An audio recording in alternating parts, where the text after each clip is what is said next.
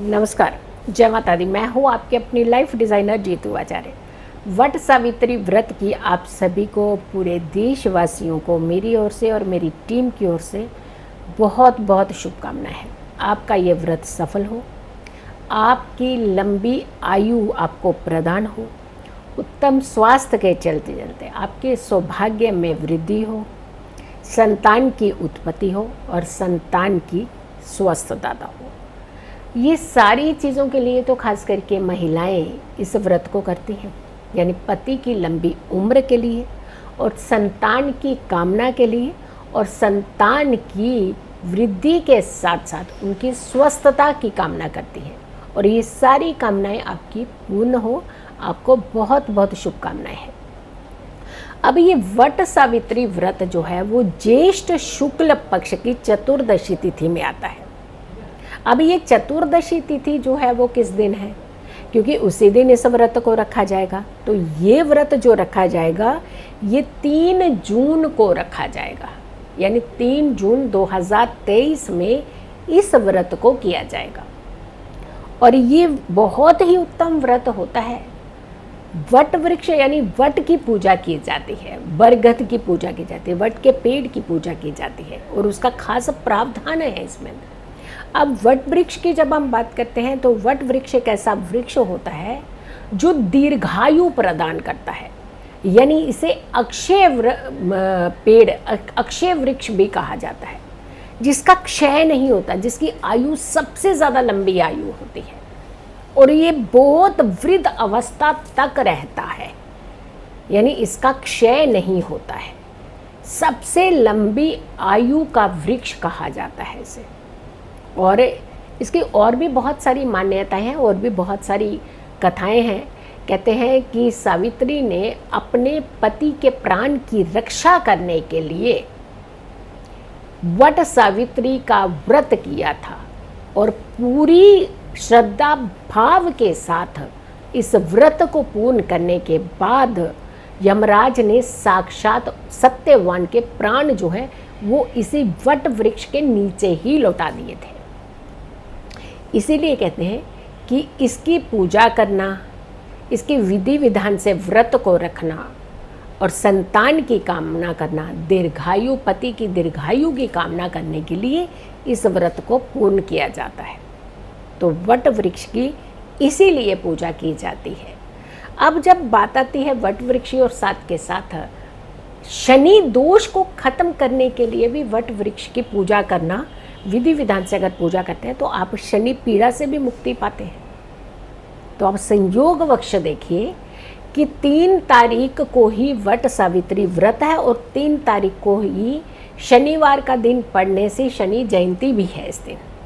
तो शनि जयंती के दिन ये वट सावित्री व्रत होगा और साथ के साथ आपकी सारे फायदे लाभ देने वाला व्रत ये पूर्ण व्रत कहा जा रहा है। तो आपने इसका लाभ तो ज़रूर उठाना है। नक्षत्रों की बात करते हैं तो अनुराधा नक्षत्र और साथ के साथ विशाखा नक्षत्र का कॉम्बिनेशन इस दिन बन रहा है। शनि जयंती भी है प्लस विशाखा नक्षत्र है और अनुराधा नक्षत्र भी है इसी दिन। भगवान भोलेनाथ की पूजा करने के लिए कहते हैं कि पीपल की पूजा करनी चाहिए या वट की पूजा करनी चाहिए। तो इस दिन शिव योग भी बन रहा है। अब ये संयोग कहें या योग कहें, ये बहुत सारे योग में आ रहा है ये व्रत। तो आपकी सारी मनोकामनाओं को पूर्ण करने वाला व्रत है ये। तो 3 तारीख को जो महिलाएं व्रत रख रही हैं, जो महिलाएं बहुत ही श्रद्धा भाव से इस व्रत को कर रही है, उन्हें पूर्ण फल की प्राप्ति हो सकती है। शनि दोष दूर हो सकते हैं, शनि पीड़ा से मुक्ति मिल सकती है। 2 अच्छे नक्षत्र का जुड़ना ये बहुत अच्छा संयोग बन रहा है। शिव योग का आना ये भी बहुत अच्छा संयोग, और इससे साथ साथ वट की पूजा से खास लाभ आपको मिल सकता है। तिथि कितने बजे से शुरू होगी? तिथि शुरू होगी दोपहर 2 तारीख को 12:49 है, यानी 12:49 पर ये तिथि शुरू होगी और इस तिथि का जो समापन है, समाप्ति होगी, वो होगी 3 जून को 11:14 पर। जब उदया की बात कर रहे हैं तो 2 तारीख को उदया तिथि पर ये तिथि नहीं है, ये 3 तारीख की उदया तिथि पर ये तिथि है, चतुर्दशी तिथि है। इसीलिए जो व्रत किया जाएगा वो किया जाएगा 3 तारीख को उदया तिथि के चलते। तो आपने ये व्रत 3 तारीख को करना है और सारे पूजा विधि विधान जो है वो आपने 3 तारीख को करने हैं, ना कि 2 तारीख को। अब ये व्रत करने के लिए सुहागिन महिलाएं रखती हैं व्रत, यानी बहुत सारी कन्याएं जो होती हैं वो कहती हैं कि ये व्रत रख सकते हैं। नहीं, ये व्रत कन्याओं को नहीं रखना चाहिए, कुंवारी कन्याओं को नहीं रखना चाहिए। ये व्रत पति की लंबी उम्र का व्रत होता है, तो सुहागिन स्त्रियों को ही इस व्रत को करना चाहिए।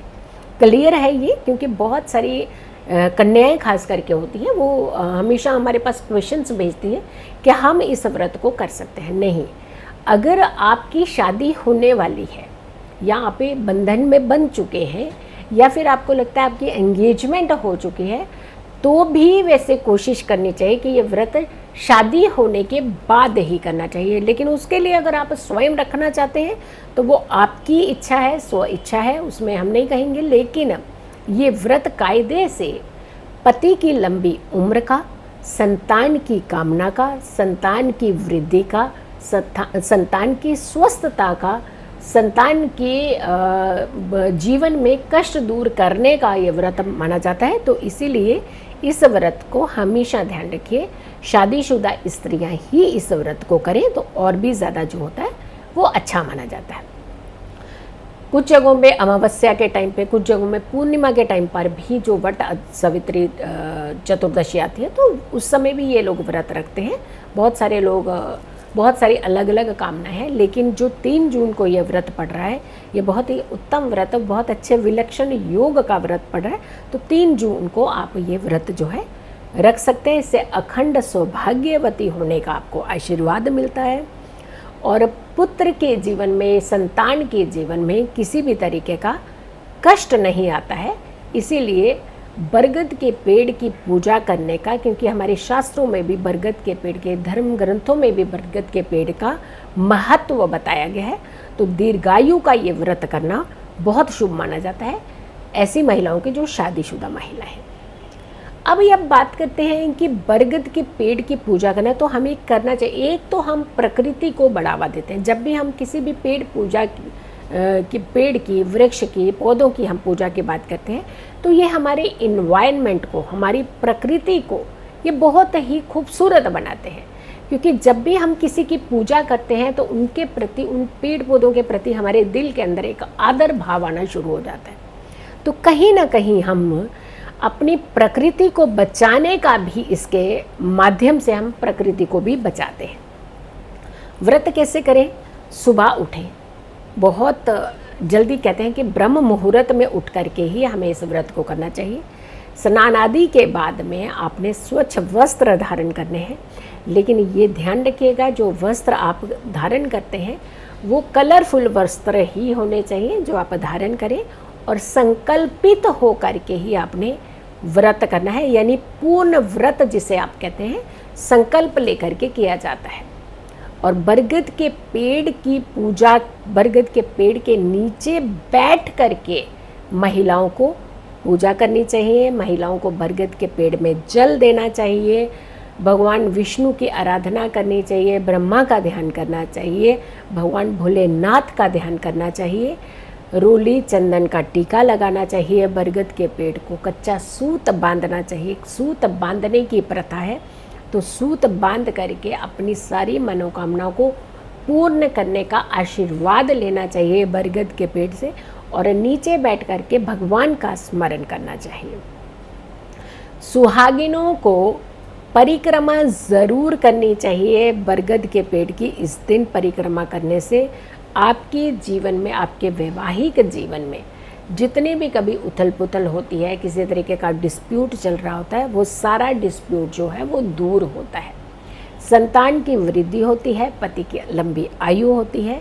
ये पूर्ण व्रत संकल्पित होकर के जब आप करते हैं तो इसका पूर्ण फल आपको ज़रूर मिलता है। सो वीडियो को ज़्यादा से ज़्यादा शेयर ज़रूर कीजिएगा। अगर आपने मेरे चैनल को सब्सक्राइब नहीं किया है तो ज़रूर कीजिए, वीडियो शेयर कीजिएगा और मेरी आने वाली हर वीडियो को आप ज़रूर देखें। खुश रहें, स्वस्थ रहें, पॉजिटिव रहें। पॉजिटिव रहते हैं तो हर समस्या से हम दूर रहते हैं। जल्दी हाजिर होंगे एक अच्छी वीडियो के साथ। तब तक के लिए नमस्कार, जय माता दी।